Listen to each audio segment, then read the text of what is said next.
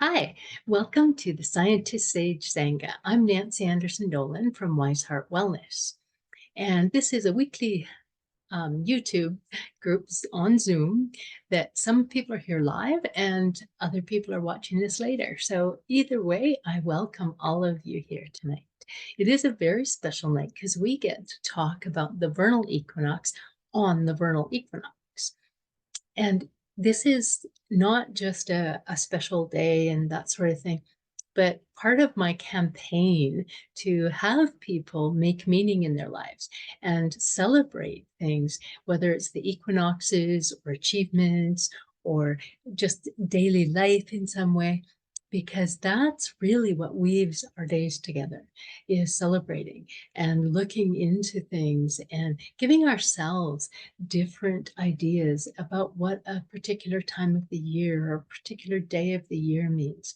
And we were last talking about Valentine's and making it different and unique to us.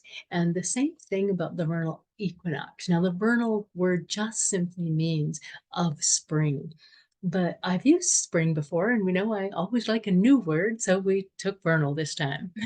So the vernal equinox, this time of spring, is really in ancient traditions a time to remember our oneness with everything, that we are part of the cycle of birth and death and rebirth, and we're not apart from it. So we actually move through it. So many people talk about how they feel better as the light comes back into balance. And the days, especially where I live in the Northern Hemisphere, are getting longer and lighter. And so this is something that really happens to us, whether we do any marking it in celebration or not. And this is what I encourage people to do, things like simple kinds of practical little rituals or celebrations. And I'm going to talk a little bit about that. But before that, I just want to say there's many depths to celebrate this at. Some people just are celebrating, the change of the light and going back away from daylight savings, because lots of people don't like that. But also just things are starting to grow and things like that. And then lots of people have longer, deeper, different kinds of traditions that are perhaps spiritual in some way. I'll talk a little bit about that today too. But the idea about really bringing whatever your beliefs are into nurturing some sort of ceremony or ritual, or even just a momentary stop in your day and going, the earth has turned. Quite literally, the earth has turned. We're in a different position with the sun right now. And that changes us. So one of the things that is from ancient times, but people still do it. And my children grew up in the Waldorf schools. And so the Waldorf schools really mark all the seasons and things like that as well. And they would create altars. And it's not some mysterious thing. It could be a cloth on a table. It could be a little corner somewhere. It could be someplace out in your garden where people put things reminding themselves that this is dedicated to new ideas and intentions and just the outpouring of spring, of growth, things like that. And so it might be, just things made with plants or stones, things like that. Or it could be little index cards written with your intentions for the next season, or things you're letting go of as you move into the next season. So it can be so personal. It doesn't need to be any particular way. Things that are meaningful for you are always things to go on an altar.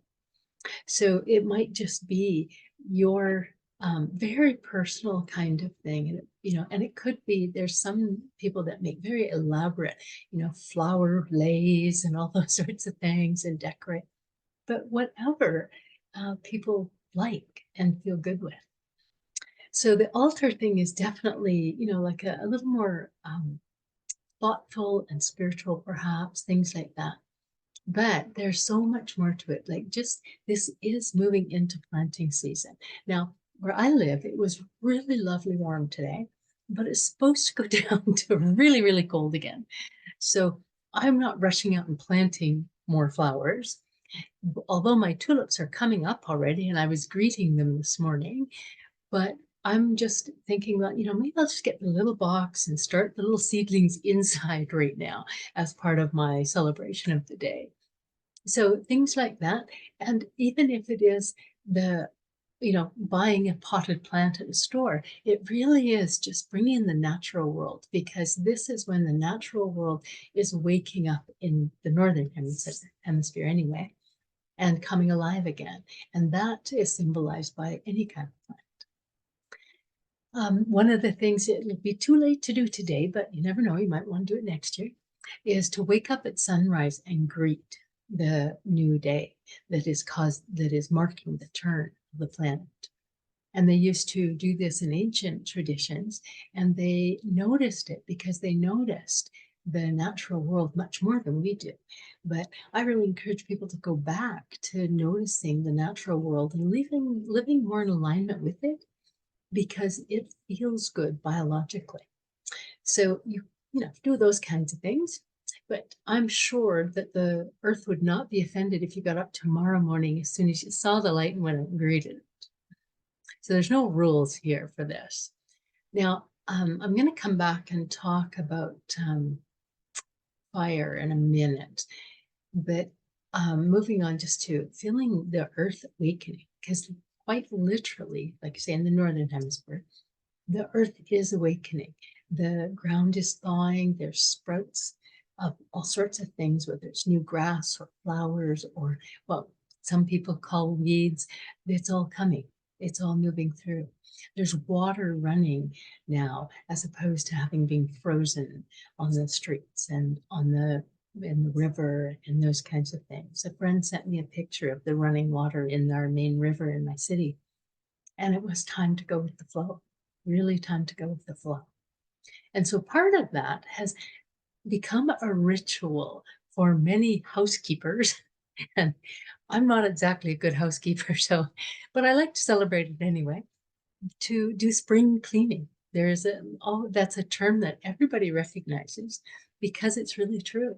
And it can be a true cleaning out of things. I clean out my car after winter's done, and I clean out the flower beds of all the dead leaves, and clean out the front hall of all the parkas and the boots and things. And we're putting the lighter coats in there now. And so there really is something that just naturally happens in that way. But we can extend that, because it is all about renewal and refreshing and moving into a new possibility. And so cleaning out, like just picking out a drawer and cleaning it out, it really is about making space for the new and letting go of old things. This is the energy of the season, and we can benefit from going with that energy. And so it might not just be physical either. I talk to people a lot about cleaning out energy of your home. Lots of the time, we may have been inside a lot. We had a real cold weather winter where I lived. And so a lot of energy, and cleaning out energy, whether you're simply opening the doors and windows, you could say a blessing, you could burn some smudge or some incense, but that idea of opening and clearing and cleaning out energy as well is woven through a lot of old rituals. And people in more modern times, they may think about it even as they physically clean out a linen closet or things like that. But it can be really good to do it intentionally as well. A really good part of the ceremony or ritual of it. And the same thing with new goals or projects or things like that, that you're opening up to. I'm not a big fan about saying, okay, I'm going to do this thing by that time in this way with this much, but really opening to, well, how am I going to grow in this season? Maybe I would like to grow in kindness. Maybe I would like to grow in connection with people. There's lots of ways that we can just open to.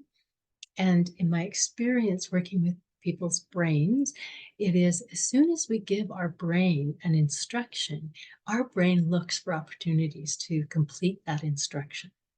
And so it'll look for those opportunities of whatever I focus on. So it's not necessarily that I have to have a goal and a plan and a timeline. And if that flows to you easily, great, include that. But I encourage people not to force it, but to open to this flow of the new season, just like the river opens the ice and water flows again. And that includes reconnection, and reconnection in all sorts of ways. I really encourage people to go out and reconnect in nature. Where I live, like I say, the winters are cold, and so we don't spend as much time outside, and we can get sort of nature deprived. And so I encourage people to go out, and sometimes it's putting on your hip waders. And my alley was like a river recently when the snow melted so quickly. Or just going out and going for a drive and noticing the changes that are happening, or going out and actually feeling that the ground is soft again. It's not frozen solid anymore. All sorts of things like that. Just being outside, feeling the sun on your face, being outside in without a lot of clothing on to protect you, those kinds of things. So all of those things are just simple sort of little rituals in that. And I encourage people just to watch for signs of spring.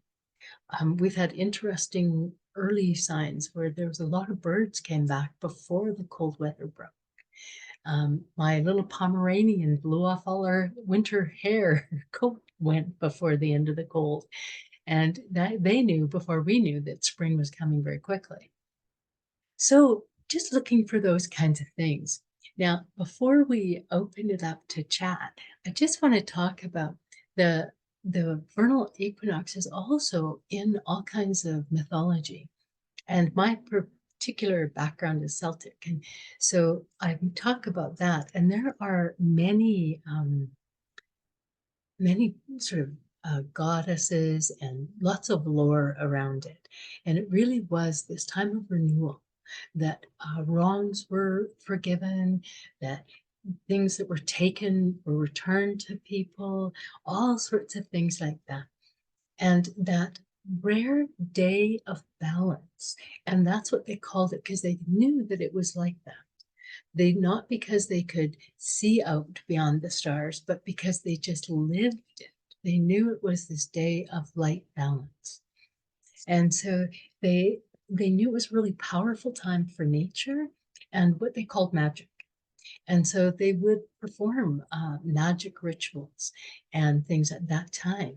And there were goddesses. I don't think I'll run through all of them, but there was one called Estra. And they believed that the Easter of the Christian church was actually modeled after her because she was a goddess of fertility. And she was celebrated in the spring when, of course, new babies were being born and plants were growing and that sort of thing. And she was symbolized by an hare and an egg. So we might know where the bunny rabbit came from for Easter.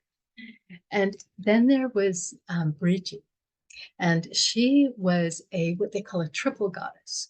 And she was the patron of the spring equinox, but she really was about smithcraft and poetry and fire. And that's where fire would come up. She was the maiden, the mother, the crone, all of those things too. And they would build bonfires and in tribute to Bridget and the creativity and inspiration. So the last thing I put in the email that I sent out about this particular Sangha was to invite people to create a poem or a prayer or ceremony, because creation is moving through us at this time, just like it's moving through the earth. And I'm going to close with the prayer or the poem that came to me as I sat and thought about this. May the sun warm on your face. May the wind be strong at your back. May gentle paths grace your travels. May flowers greet your eyes. May your heart and soul feel full. So thank you for joining me for this consideration of the vernal equinox. I hope you have a wonderful day of the equinox and practice any of these things anytime, not just today, but things that you might want to take forward and celebrate. Thank you so much. I am with you. You are with me. Blessed be. Good night.